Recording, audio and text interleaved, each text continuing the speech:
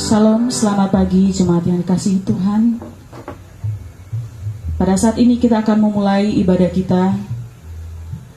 Mari kita mengambil waktu untuk bersaat teduh sejenak.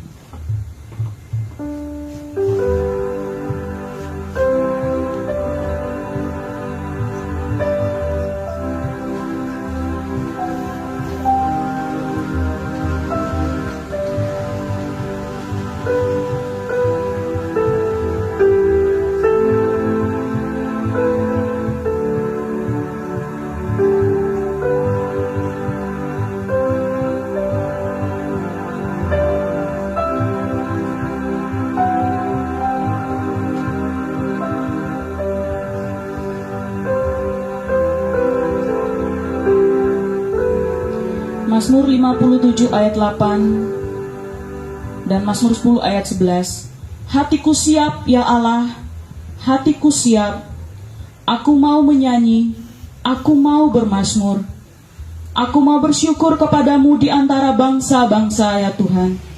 Aku mau bermazmur bagimu di antara suku-suku bangsa. Sebab kasih setiamu besar sampai ke langit dan kebenaranmu sampai ke awan-awan. Sebab Tuhan, Allah yang maha besar bagi kita semua, Dia yang selalu menjaga kita, Dia yang selalu melindungi kita. Mari kita naikkan pujian kita, sebab Kau besar.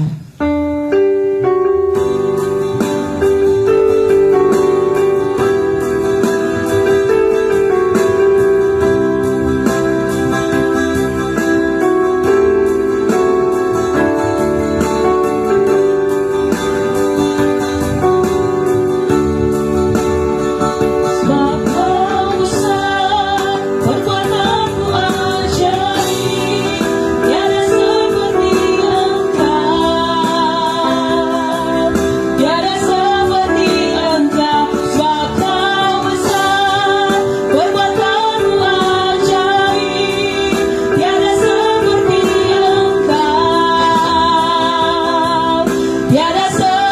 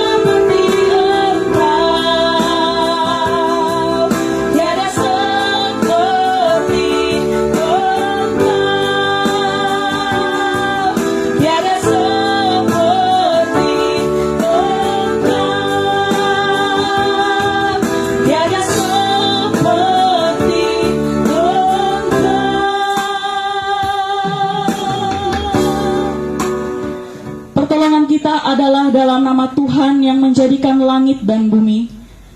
Ibadah kita pada saat ini ditabiskan dalam nama Allah Bapa, Putra dan Roh Kudus. Kasih karunia, rahmat dan damai sejahtera dari Allah Bapa kita dan Kristus Yesus Tuhan kita dan persekutuan Roh Kudus menyertai saudara. Amin. Bapak Ibu Jemaat sekalian yang dikasihi Tuhan, kita akan membawa setiap dosa-dosa kita kepada Tuhan. Mari kita mengambil waktu sejenak, mengakui setiap dosa-dosa kita di hadapan Tuhan. Banyak hal yang kita lakukan di luar daripada kehendak Tuhan. Mari kita memohon pengampunan dari Tuhan. Kita percaya bahwa hanya Tuhanlah yang dapat menolong kita. Hanya Tuhanlah yang sanggup mengampuni setiap dosa-dosa kita. Mari kita menyanyikan satu pujian, Engkaulah perisaiku.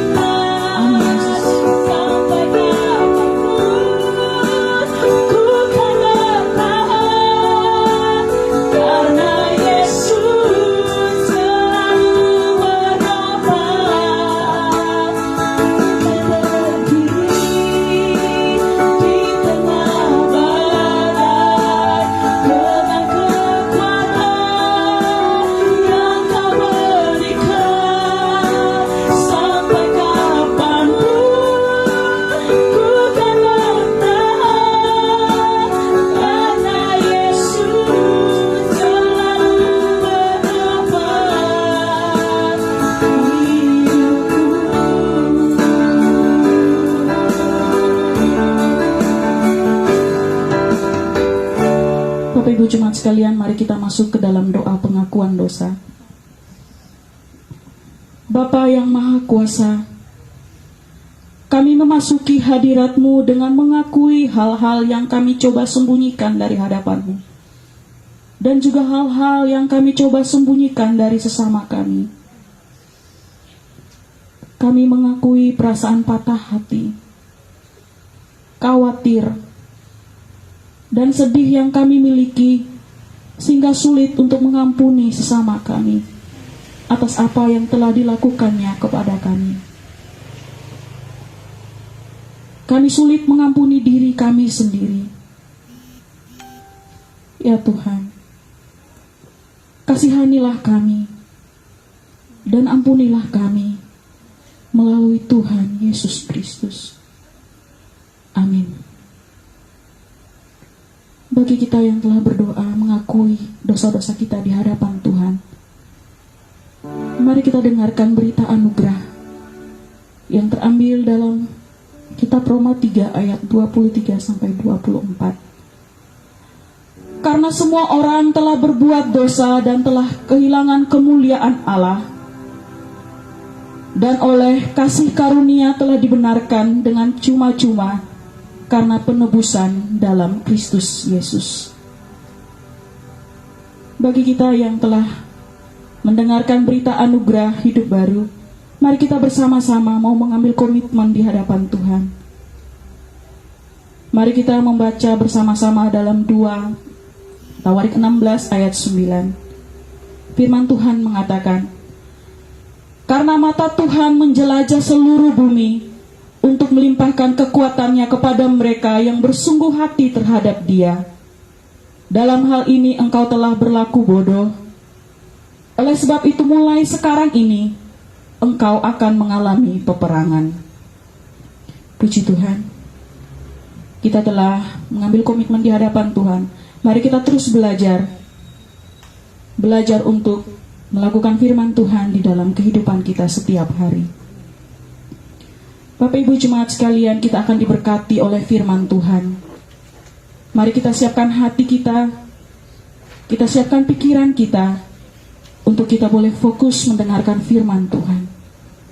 Kita percaya bahwa firman Tuhan yang akan terus memberikan kekuatan kepada kita untuk melewati setiap hidup kita di masa depan. Mari kita mengangkat satu pujian, hidupku adalah penyembahan.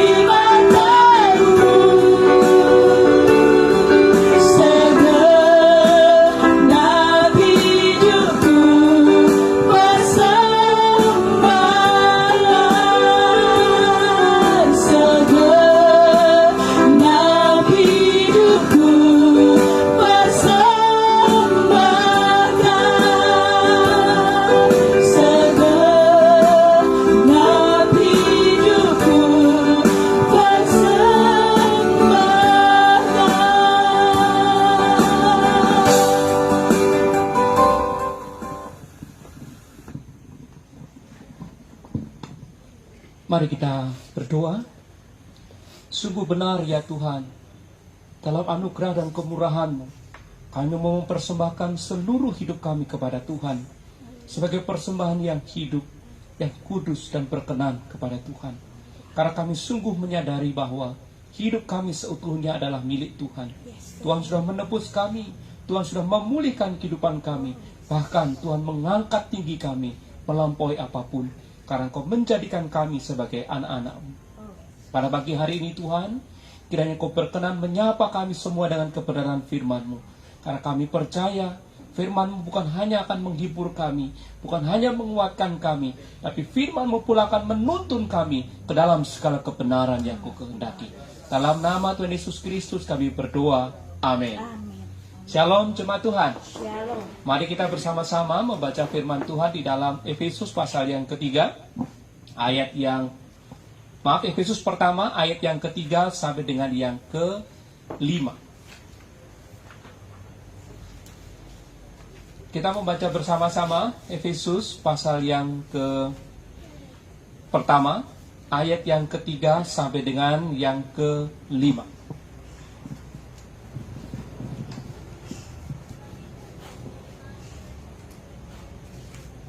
Jika sudah ketemu, saya mengajak kita semua membaca bersama-sama Efesus pasal yang pertama ayat yang ketiga sampai dengan yang ke-5. Kita sesungguhnya akan belajar satu keseluruhan perikop ini di kekayaan orang-orang yang terpilih, tapi hari ini kita akan membaca ayat yang ketiga sampai dengan yang ke-5 secara bersama-sama. 1, 2, 3. Terpujilah Allah dan Bapa Tuhan kita Yesus Kristus, yang dalam Kristus telah mengaruniakan kepada kita segala berkat rohani di dalam surga. Sebab di dalam dunia Allah telah memilih kita sebelum dunia dijadikan, supaya kita kudus dan tak bercacat di hadapannya. Dalam kasih Ia telah menentukan kita dari semula oleh Yesus Kristus untuk menjadi anak-anak-Nya sesuai dengan kerelaan kehendak-Nya. Demikian jauh pembacaan firman Tuhan. Berbahagialah setiap kita yang membaca dan merenungkan firman Tuhan di dalam kehidupan kita setiap hari.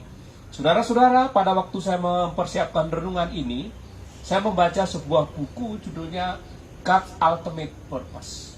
Lalu di buku itu ada satu kutipan yang sangat menarik bahwa sekarang ini gereja itu mengalami yang namanya kesalahan yang aneh. Kenapa kesalahan yang aneh disebutkan kesalahan yang aneh? Karena apa? Karena kebanyakan masalah di gereja saat ini adalah karena begitu banyak orang yang mengaku percaya kepada Yesus. Ada begitu banyak orang yang mengaku aku melayani Tuhan. Ada banyak orang yang mengaku aku cinta Yesus. Ada banyak orang yang mengaku aku ini hamba Tuhan. Aku menyembah Tuhan. Yesus Kristus satu-satunya Tuhan dan Juru Selamat hidupku. Tetapi faktanya dalam kehidupan setiap hari, dia masih begitu subjektif dalam hidupnya. Begitu tertarik pada dirinya sendiri. Begitu egosentris, begitu self-centered.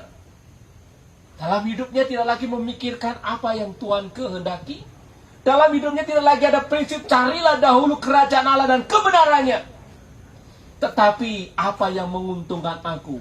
Apa yang membuat hidupku baik? Apa yang bisa membuat hidupku keluar dari kesulitan? Apa yang bisa membuat hidupku semakin nyaman? Apa yang bisa membuat hidupku semakin berlimpah-limpah? Inilah kata penulis God Ultimate Purpose itu disebutkan sebagai kesalahan yang aneh. Gereja harusnya membuat umat Tuhan makin kecil melihat dirinya dan melihat Tuhan semakin besar. Sehingga hidupnya tidak lagi berbicara tentang aku, tentang egoku, tentang subjektivitasku.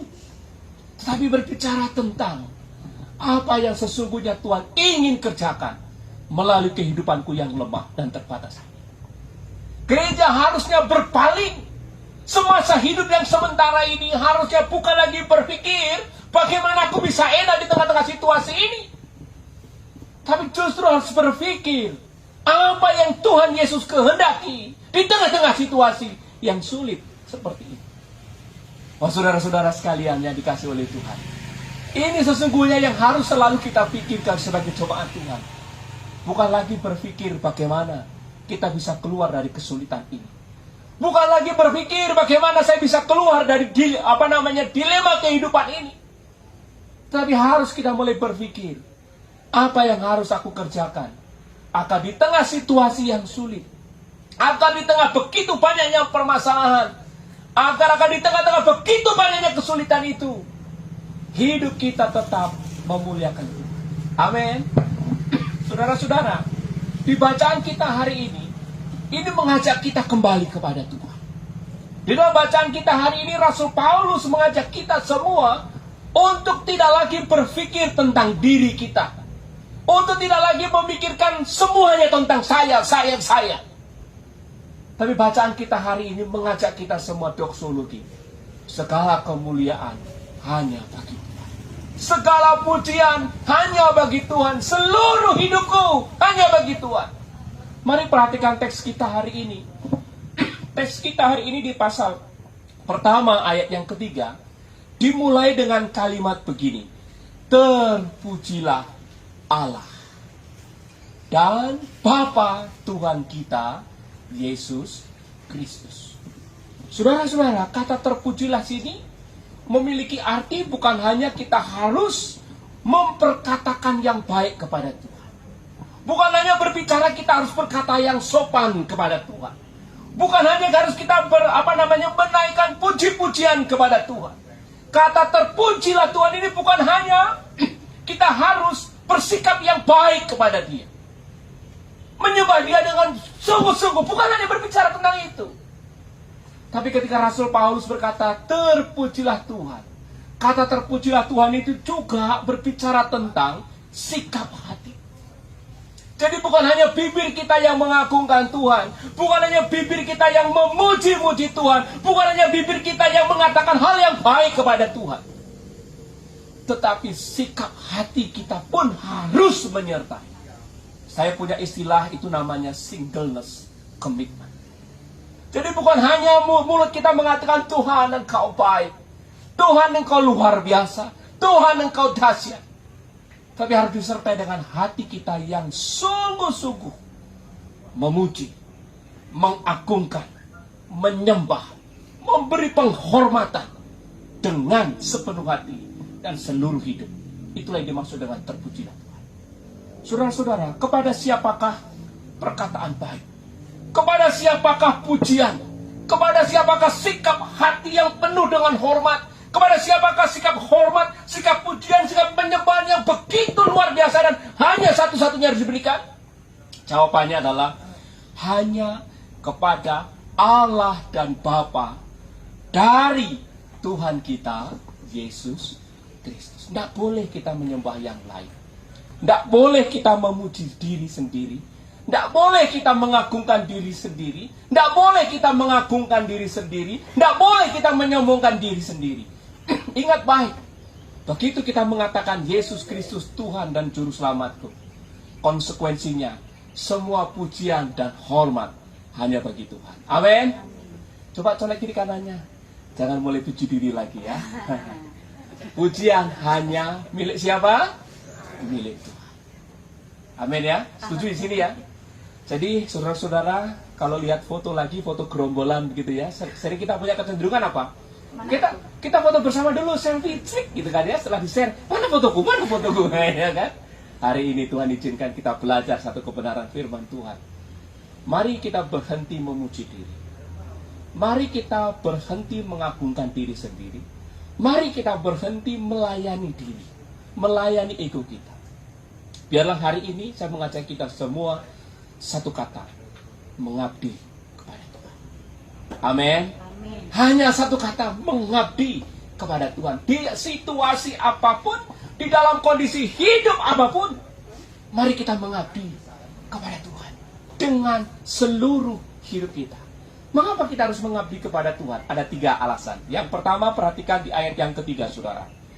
Di ayat yang ketiga, firman Tuhan itu berkata begini, terpujilah Allah dan Bapa Tuhan kita Yesus Kristus, yang dalam Kristus telah apa, saudara? Telah mengaruniakan kepada kita apa? Segala berkat rohani. Di dalam mana, saudara? Di dalam surga. Ini memiliki arti apa, saudara-saudara? Ketika kita memiliki Yesus, ketika kita menerima Yesus Kristus sebagai Tuhan dan Juru Selamat pribadi kita, maka juga kita memiliki semua dampak daripada keselamatan yang telah Tuhan karyakan di atas kayu salib. Dari mana kita tahu kesimpulannya itu? Kita dapat mengetahuinya di dalam kata berkat rohani. Ini saudara-saudara, kembali saya mengajar kita belajar satu kebenaran penting, karena ini akan menghibur kita semua. Dari kata berkat rohani itu ditulis dalam bentuk bahasanya itu, sifatnya itu begini, saudara-saudara. Berkat yang seharusnya itu hanya dimiliki di surga. Berkat yang seharusnya itu ada di surga. Oleh karena kita percaya kepada Kristus, oleh karena kita menerima Yesus Kristus sebagai Tuhan dan Juru Selamat pribadi kita, berkat yang harusnya ada di surga itu sekarang didistribusikan kepada kita yang masih ada di dalam dunia ini. Bukankah ini sesuatu yang luar biasa, saudara-saudara? Apa yang seharusnya ada di surga, sekarang kita boleh memiliki. Waduh, saudara-saudara, ketika saya merenungkan bagian ini, saudara-saudara, hati saya terhibur. Karena apa? Saya yang penuh dengan dosa ini, saya yang penuh dengan kekurangan ini, saya yang penuh dengan cacat celah ini, boleh menikmati apa yang sesungguhnya tidak layak saya nikmati. Apa yang menjadi bagian dari dunia roh itu, sekarang boleh saya nikmati ketika saya masih hidup di dalam dunia ini. Dan dalam bentuk katanya, saudara-saudara, itu dikalimatkannya begini, Tuhan akan terus mengaruniakan roh itu, karunia rohani itu terus menerus dibagikan kepada kita, sampai karunia rohani itu yang ada di surga itu teralirkan kepada kita secara sempurna. Jadi bukan hanya sekali dikasih, tapi dari bentuk kalimatnya itu, Tuhan di dalam Yesus Kristus akan mengaruniakan berkat rohani terus menerus. Setiap hari Tuhan mengalirkan itu kepada kita. Itulah sebabnya, saudara-saudara, kita akan melihat dengan lebih jelas lagi di ayat yang ke-13 dan 14. Mari kita perhatikan ayat 13 sampai dengan 14. Firman Tuhan berkata begini, di dalam Dia kamu juga, karena kamu telah mendengar firman kebenaran, yaitu Injil keselamatanmu. Di dalam Dia kamu juga, ketika kamu percaya, apa di sana? Dimeteraikan dengan Roh Kudus yang dijanjikannya itu. Dan Roh Kudus itu adalah jaminan bagi kita sampai kita memperoleh seluruhnya, yaitu penebusan yang menjadikan kita milik Allah untuk menjadi kemuliaannya. Ada 2 kata yang sangat penting yang saya rindu kita semua belajar bersama-sama. Yang pertama di ayat 13, kita menemukan satu kata di sana, dimeteraikan. Bahasa lain daripada dimeteraikan itu adalah disegel. Artinya begitu kita percaya kepada Yesus, begitu kita menerima Yesus Kristus sebagai Tuhan dan Juru Selamat pribadi kita, pribadi ketika Allah Tritunggal yaitu Roh Kudus turun ke atas kita untuk menyegel kita sebagai tanda milik Tuhan. Dari saudara-saudara, apapun yang terjadi dalam hidup kita, biarlah kebenaran firman Tuhan ini meyakinkan kita bahwa engkau adalah milik Tuhan. Engkau dijagai oleh Tuhan, engkau dilindungi oleh Tuhan, engkau dipelihara oleh Tuhan. Karena apa? Engkau adalah milik kesayangannya Tuhan. Amin. Coba colek kiri kanannya, kasih tahu, kamu dilindungi oleh Tuhan. Amin. Apapun kondisi kita hari ini, apapun orang mencoba menjatuhkan kita, apapun orang mencoba memfitnah kita, apapun itu, ingat baik, Tuhan menjaga engkau. Tuhan melindungimu dengan perlindungannya yang sempurna. Siapakah yang lebih hebat daripada Tuhan dalam hidup ini? Tidak ada. Tuhan yang sempurna itulah yang menyegel kita, yang melindungi kita. Oh haleluya. Yang pertama, sungguh luar biasa itu berkatnya. Lalu yang kedua di ayat yang ke-14, saudara. Di ayat yang ke-14, di sana kita menemukan bahwa Roh Kudus itu sebagai jaminan. Kalau di dalam bahasa perdagangan itu adalah pembayaran awal.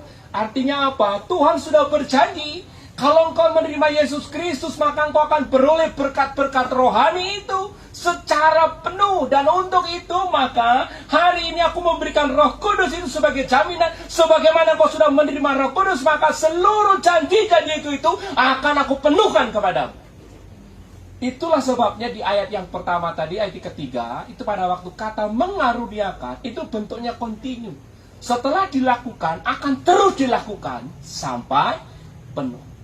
Dengan demikian saudara-saudara, berkat rohani yang ada di surga, yang diberikan kepada kita, itu sifatnya kalau dalam bahasa Inggrisnya itu adalah already but not yet. Semua sudah dikerjakan dengan sempurna. Tapi pada waktu prosesnya, itu yang namanya ongoing proses. Jadi diberikan secara simultan hari lepas hari.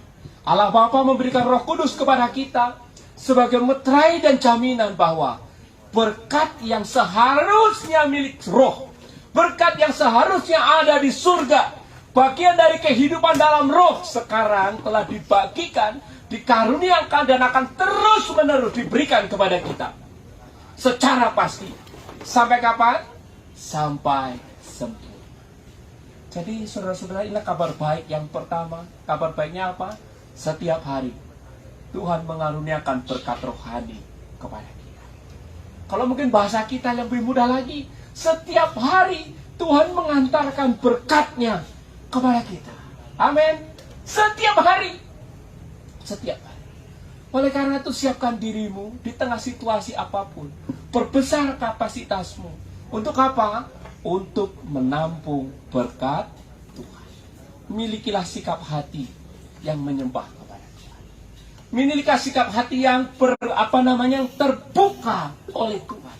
Milikilah sikap hati yang siap untuk diberkati oleh Tuhan. Buka hati, perbaiki diri, dan siapkan diri untuk menerima limpahan berkat Tuhan yang luar biasa. Itu yang pertama. Oleh sebab itu kita harus memuji Tuhan. Karena apa? Setiap hari Dia memberkati kita dengan berkat dari surga. Yang kedua, mengapa kita harus memuji Tuhan? Itu ada di ayat yang keempat, saudara-saudara. Karena apa? Karena Dia telah memilih kita sebelum dunia dijadikan. Mari kita membaca bersama-sama ayat yang keempat. 1, 2, 3. Sebab di dalam Dia Allah telah memilih kita sebelum dunia dijadikan, supaya kita kudus dan tak bercacat di hadapannya. Kata memilih ini saudara-saudara memiliki makna bahwa Tuhan itu secara aktif dan sengaja. Tuhan secara aktif dan sengaja sesuai dengan preferensinya yang sempurna memilih kita dan bukan yang lain. Ini ya saudara-saudara. Ini sesuatu pada waktu saya mempelajari kata ini, hati saya itu senang sekali. Karena apa? Memang kata orang, mungkin orang berkata kepada saya penuh dengan kelemahan. Mungkin orang berkata tentang saya penuh dengan cacat celah. Mungkin orang bisa membicarakan kekurangan saya dari pagi ketemu pagi. Mungkin bisa jadi. Mungkin bulan ketemu bulan akan mengatakan keburukan saya. Tapi kabar baik, meskipun saya buruk di mata orang, Tuhan telah memilih saya dari kapan? Sejak dunia belum di... saudara-saudara, ini loh kabar baik yang kedua. Oleh sebab kita harus memuji Tuhan. Kita harus menyembah Tuhan. Jangan lagi berkata hidupku buruk. Jangan lagi berkata hidupku tidak beruntung. Jangan lagi berkata hidupku tidak berharga. Hidupku tidak berguna. No, tidak boleh lagi itu. Karena apa? Apapun adanya kamu adalah orang yang dipilih oleh Tuhan dan bukan yang lain. Siapa yang memilih kita? Tuhan yang memiliki surga dan bumi. Itulah yang memilih kita. Oh, haleluya. Untuk apa saudara Tuhan memilih kita? Nah, ini ayatnya. Supaya kita di sana kudus dan tak bercacat. Inilah salah satu berkat yang ada di surga. Di surga itu kesempurnaan dan kekudusan itu ada di surga. Tapi sejak kita percaya kepada Kristus, maka di kitab Kolose itu, kematian Kristus di kayu salib itu memperhadapkan kita di hadapan Tuhan sebagai orang yang kudus, tak bercacat, dan tak bercampur. Dan Tuhan mau, saudara-saudara, apa yang tertulis di surga tentang kita itu terjadi di dalam kehidupan kita. Tuhan yang sempurna itu yang telah memilih di dalam Yesus Kristus, telah menguduskan kita. Kata kudus ini menjadi orang-orang yang berbeda dengan kebanyakan orang. Dan kata tak bercacat itu adalah orang yang sempurna. Tuhan mau dalam menjalani kehidupan ini, karena kita sudah diselamatkan, karena kita sudah didiami oleh Roh Kudus, karena kita sudah diberkati oleh Tuhan setiap hari. Tuhan mau kita memiliki hidup yang berbeda dengan orang yang tidak percaya kepada Tuhan. Haleluya, saudara-saudara. Ini pesan Tuhan yang kedua. Inilah proyek utama Roh Kudus yang telah menjadi meterai dan jaminan bagi dalam kehidupan kita. Roh Kudus akan terus-menerus bekerja, akan terus-menerus memimpin kita, agar apa yang tertulis di surga, kudus dan tak bercacat itu, benar-benar terjadi di dalam kehidupan kita selama kita hidup dalam dunia itu. Oleh sebab itu, ketika kita sudah menerima Yesus Kristus sebagai Tuhan dan Juru Selamat pribadinya, maka saudara-saudara, yang pertama, kita jangan terus-menerus meminta pemakluman dari Tuhan. Kita jangan terus-menerus jadi anak yang cengeng untuk tetap tinggal di dalam dosa dengan alasan kita tidak mampu meninggalkan itu. Karena apa? Karena Roh Kudus sudah ada di dalam kehidupan kita. Kuasa Allah yang maha tinggi itu sudah ada di dalam diri kita. Dan proyek utama Tuhan memilih kita salah satunya adalah agar kita kudus dan tak bercacat di hadapan Tuhan. Oleh karena itu, kita harus berani bertindak kepada dosa agar menjadi kudus dan tak bercacat di hadapan Tuhan. Tidak ada lagi toleransi, saudara-saudara. Tapi mari bersama dengan Roh Kudus dikatakan dalam nama Yesus, aku akan meninggalkan dosa dan aku mau menjadi kudus dan tak bercacat seperti yang dikerjakan Roh Kudus di dalam kehidupan. Yang kedua, oleh karena proyeknya Tuhan dalam kehidupan kita agar kita kudus dan tak bercacat di hadapan Tuhan, maka kita tidak boleh lagi kehilangan fokus dalam hidup ini. Mari kita memfokuskan diri kepada proyeknya Tuhan, bukan kepada proyek diri kita, bukan lagi kepada apa kata orang, tetapi kepada apa kata Tuhan. Ini yang penting. Kita harus berfokus kepada apa kata Tuhan, bukan apa kata orang. Amin. Sesempurna apapun kita di hadapan orang selalu ada cacat celah. Bersyukur kepada Tuhan. Kalau hari ini Tuhan katakan, carilah dahulu kerajaan Allah dan kebenarannya, maka apa di sana? Semuanya akan ditambahkan kepadamu. Apa yang dimaksud dengan kerajaan Allah dan kebenarannya? Ini memiliki arti bahwa kita memiliki dua tugas besar. Kita memiliki dua fokus hidup. Yang pertama, carilah dahulu kerajaan Allah. Tugas kita yang pertama adalah mengetahui aturan kerajaan Allah. Tugas kita adalah mengerti cara hidup dari kerajaan Allah, nilai-nilai dari kerajaan Allah yang ditetapkan oleh Tuhan. Setelah kita mengerti aturan hidup, cara hidup, nilai-nilai kerajaan Allah, maka yang kedua, carilah dahulu kebenarannya. Itu berbicara tentang praktek hidup yang sejalan dengan firman Tuhan. Dengan kita mengetahui aturan, cara hidup, dan nilai-nilai ditetapkan oleh firman Tuhan, maka hidup kita akan semakin kudus dan tak bercacat di hadapan Tuhan. Dan inilah proyek yang harus kita kerjakan setiap hari. Amin. Oh haleluya. Di tengah-tengah minggu yang seperti ini, khotbahnya kok yang seperti ini? Ya memang seperti itu. Covid dan segala macamnya, kesulitan, itu semua alat di tangan Tuhan. Untuk apa? Untuk mengembalikan kita kepada Tuhan dan bukan kepada dunia ini. Amin. Yang terakhir, mengapa kita harus memuji Tuhan? Mari kita perhatikan di ayat yang kelima, saudara-saudara. Firman Tuhan di ayat yang kelima disebutkan, dalam kasih Ia telah menentukan kita dari semula oleh Yesus Kristus untuk menjadi anak-anaknya. Jadi kenapa kita harus memuji Tuhan? Karena Tuhan bukan hanya secara aktif dan sengaja, sesuai dengan preferensinya yang sempurna memilih kita dan bukan yang lain, tetapi Tuhan bukan hanya menguduskan kita dan juga menjadikan kita tidak bercacat, tetapi Tuhan juga menjadikan kita sebagai anak-anaknya. Pemilihan Tuhan bukan hanya agar kita memiliki standar hidup yang sempurna di hadapan Tuhan, namun pemilihan itu juga mengadopsi kita agar kita menjadi keluarga-keluarga Allah. Dalam sejarah ditemukan bahwa ketika proses adopsi itu selesai, ada dua kebenaran. Yang pertama, orang yang diadopsi tersebut memiliki hak sebagai anak yang sah dalam keluarga barunya. Dan hak yang lama di keluarga yang lama sepenuhnya hilang. Ketika firman Tuhan dikatakan, engkau adalah anak-anak Allah, di ayat yang kelima tadi disebutkan sebagai anak-anak Allah. Artinya sejak kita percaya kepada Yesus, maka hidupmu ada di dalam pemeliharaan Tuhan. Hidupmu ada di dalam penjagaan Tuhan. Hidupmu dalam kecukupan Tuhan. Hidupmu dalam perlindungan Tuhan. Tuhan yang bagaimana? Tuhan yang punya kuasa atas surga dan bumi. Bukankah itu sudah cukup, saudara? Yang kedua, saudara, di mata hukum, orang yang diadopsi itu, dia adalah orang yang baru. Begitu barunya dia sehingga semua hutangnya orang pada waktu dia masih orang tua yang lama sudah dihapuskan. Pun begitu kita begitu percaya kepada Tuhan. Firman Tuhan berkata apa? Yang lama sudah berlalu, sesungguhnya yang baru sudah datang. Hari ini kita menikmati hidup yang baru. Engkau dan saya sama-sama memiliki status yang sama di hadapan Tuhan. Kita adalah orang-orang yang telah dipilih untuk menjadi anak-anak Allah. Oleh sebab itu, mari saudara-saudara, buka hati kita masing-masing. Buka hati supaya kita mulai hari ini bersama-sama kita dengan jemaat Kairos ini, satu tujuan, hidupku mengabdi kepada Tuhan. Hidupku hanya untuk menyembah Tuhan. Hidupku hanya untuk memuji Tuhan. Hidupku hanya untuk mengagungkan Tuhan dan bukan yang lain. Karena apa?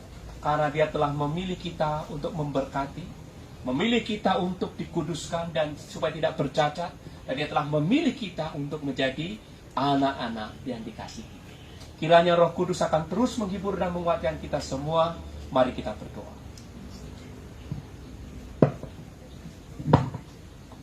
Kita akan berdoa syafaat sekaligus. Bapa dalam kerajaan surga, hari ini kami bersyukur dan berterima kasih untuk kebenaran firman-Mu yang boleh menghiburkan kami semua. Secara manusia, hidup kami penuh dengan keterbatasan. Ada begitu banyak alasan bagi kami untuk merasa rendah diri dan minder. Ada begitu banyak alasan dalam hidup ini untuk kami berputus asa dan menyerah.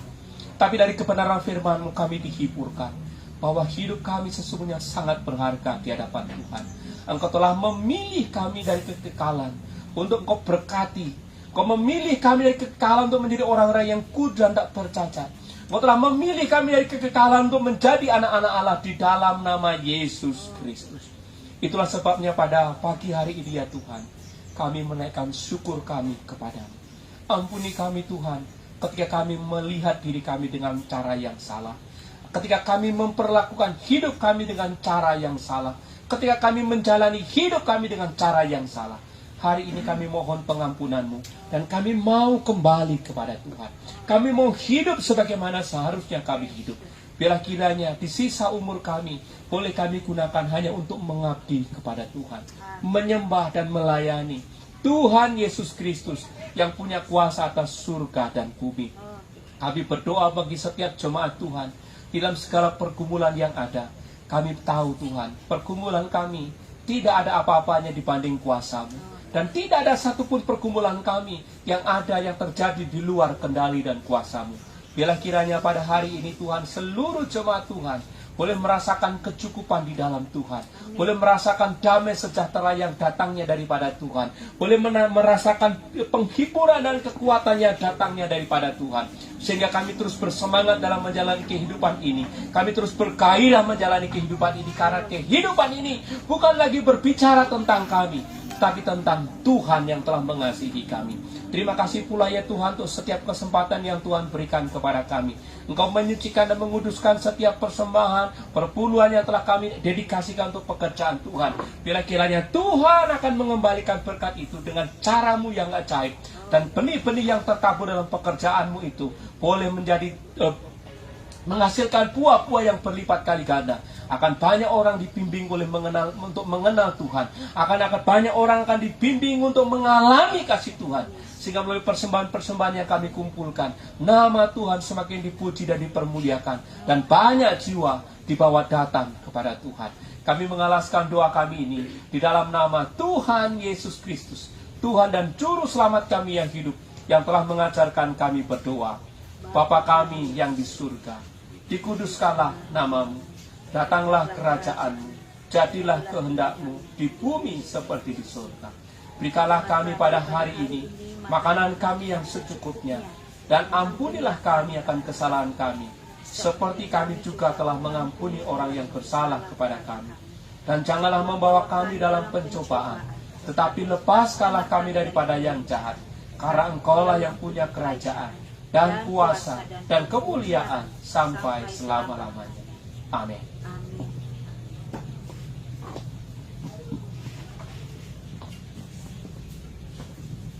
Puji nama Tuhan, kita sudah diberkati oleh firman Tuhan.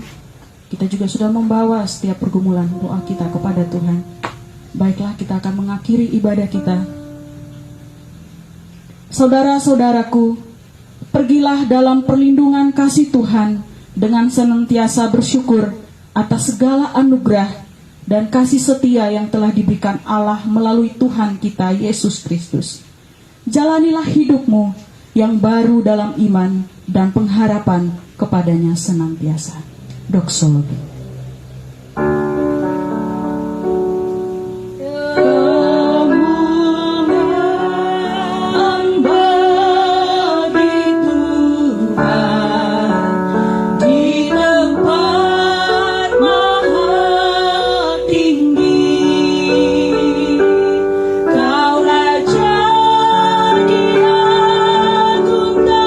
Dan dipuji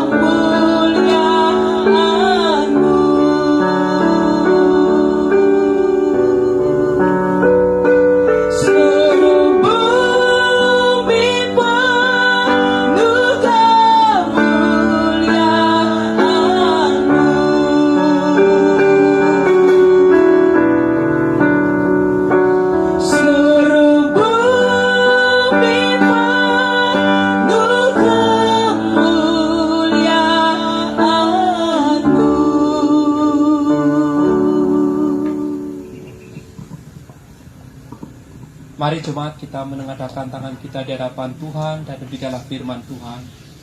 Tuhan memberkati engkau dan melindungi engkau. Tuhan menyinari engkau dengan wajahnya dan memberi engkau kasih karunia. Tuhan menghadapkan wajahnya kepadamu dan memberi engkau damai sejahtera. Kasih karunia Tuhan Yesus Kristus dan kasih Allah dan persekutuan Roh Kudus menyertai kamu sekalian dari sekarang sampai selama-lamanya. Amin. Amin. Ibadah selesai, Tuhan Yesus memberkati.